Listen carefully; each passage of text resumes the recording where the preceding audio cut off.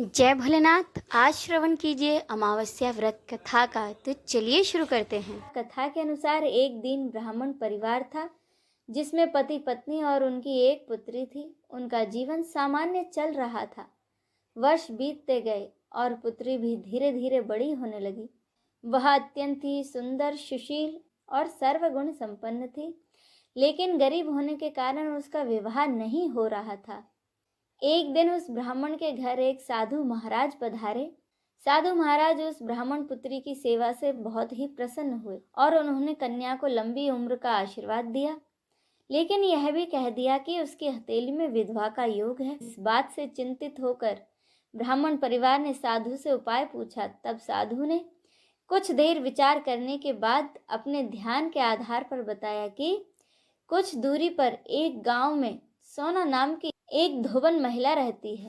अगर वह अपनी मांग का सिंदूर आकर इसे लगा दे तो इसका दुहाग समाप्त हो सकता है, अन्यथा विवाह के समय सर्प के काटने से इसके पति की मृत्यु हो जाएगी। सारी बातें सुनकर माँ रोने लगी और सोना धोबन की तलाश में निकल गई। चलते चलते रास्ते में तेज धूप पड़ रही थी, जिससे बचने के लिए वह एक पीपल के पेड़ के नीचे बैठ गई। उसी वृक्ष पर एक गरुड़ के बच्चे अपने घोंसले में थे। तभी वहां पर एक सांप आया और गरुड़ के बच्चों को खाने के लिए लपका, लेकिन साहूकारनी ने उस सांप को मारकर गरुड़ के बच्चों की रक्षा की। कुछ देर बाद गरुड़नी आई और उसने सब जगह खून देखा तो साहूकारनी को चोंच मारने लगी। साहूकारनी बोली, एक तो मैंने तेरे बच्चों को सांप से बचाया और तू मुझे ही मार रही है। सारी बातें जानने पर गरुड़नी बोली, तूने मेरे बच्चों की रक्षा की है, इसीलिए मांग, जो चाहती है वो मांग। साहूकारनी गरुड़नी से कहती है कि तू मुझे 7 समंदर पार सोना धोबन के यहाँ पर छोड़ दो। साहूकारनी की बातें सुनकर गरुड़नी ने वैसा ही किया। जब साहूकारनी वहां पहुंच गई तो सोचने लगी कि इसे कैसे मनाऊं। सोना धोबन की 7 बहुएं थीं, लेकिन घर के काम को करने के लिए वह सदा आपस लड़ती झगड़ती थी।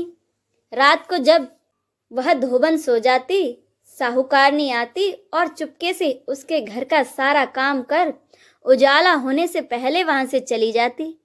सारी बहुएं आपस में यह सोचती कि कौन सी बहू है जो हमारा सारा काम कर देती है, लेकिन एक दूसरे से पूछने की हिम्मत किसी की भी नहीं होती। काम करने की बात सोना धोबन ने भी देखी। आजकल बहुएं लड़ती भी नहीं हैं और काम भी हो जाता है। फिर एक दिन सोना धोबन ने सारी बहुओं को बुलाया और पूछा, आजकल तुम लड़ती भी नहीं हो और घर का सारा काम कौन करता है? बहुएं सास से झूठ कहती हैं कि लड़ाई करने से फायदा ही क्या है, इसीलिए हम मिलकर काम कर लेती हैं। लेकिन सोना धोबन को अपनी बहुओं की बातों पर विश्वास नहीं हुआ और वह रात को जागकर स्वयं सच देखना चाहती है कि आखिरकार उसके घर का काम करता कौन है। रात होने पर सोना धोबन छुपकर बैठ जाती है कि देखूं कौन सी बहू काम करती है। रात हुई तो वह देखती है कि एक औरत चुपके से घर में घुस रही है। वह देखती है कि उसने घर का सारा काम कर दिया है और जाने की तैयारी में है। जैसे ही साहूकारनी जाने लगती है तो सोना धोबन उसे रोकती है और पूछती है कि तुम कौन हो और क्या चाहती हो? साहूकारनी कहती है, पहले तुम वचन दो तब बताऊंगी। तब सोना धोबन उसे वचन देती है। तब साहूकारनी कहती है कि मेरी बेटी के भाग्य में सुहाग की जगह दुहाग लिखा है, लेकिन तुम अमावस्या व्रत करती हो तो मेरे साथ चलकर उसे सुहाग दे दो। क्योंकि सोना धोबन वचन से बंधी थी तो वह साहूकारनी के साथ चलने को तैयार हो जाती है।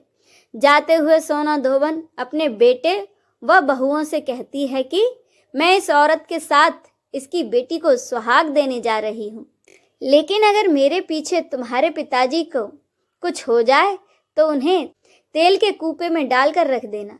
धोबन साहूकारनी के घर पहुंच जाती है। साहूकारनी अपनी बेटी का विवाह करती है तो फेरों के समय सोना धोबन का कच्चा करवा, दूध तथा तार लेकर बैठ जाती है। कुछ समय बाद एक सांप वहां पर आया और दूल्हे को डसने लगा तो सोना धोबन ने करवा आगे कर तार से सांप को बांध दिया, जिससे कि वह सांप मर गया। अब सोना धोबन ने लड़की को सुहाग दिया और कहा कि जितनी अमावस्याएं मैंने की हैं, उन सभी का फल साहूकार की इस लड़की को मिलेगा। अब आगे जो अमावस्या मैं करूंगी, उनका फल मेरे पति और बेटों को मिलेगा। सभी लोग अमावस्या व्रत की जय जयकार करने लगे। सोना धोबन अपने घर वापस जाने को तैयार हुई तो साहूकारनी ने कहा, तुमने मेरे दामाद को जीवन दान दिया है, इसीलिए तुम जो चाहो मांग लो। सोना धोबन बोली कि मुझे कुछ नहीं चाहिए, और वह इतना कहकर वहां से चली गई। रास्ते में चलते समय फिर से अमावस्या तिथि आ गई।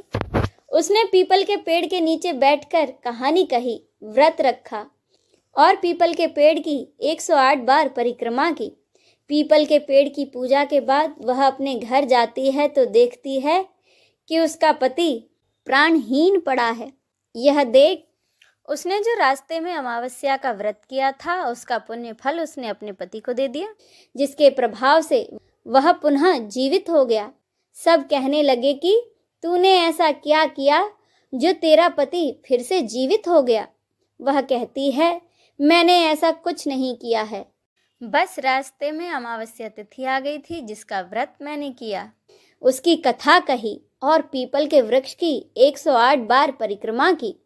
अब सारी नगरी में ढिंढोरा पिटवा दिया गया। हर कोई अमावस्या का व्रत करेगा और पूजा करेगा और उसकी व्रत कथा कहेगा और इस दिन पीपल के वृक्ष की 108 बार परिक्रमा करेगा। इसी के साथ अमावस्या की यह व्रत कथा संपूर्ण होती है। बोलिए भगवान शिव शंकर की जय, माता पार्वती की जय। हर हर महादेव।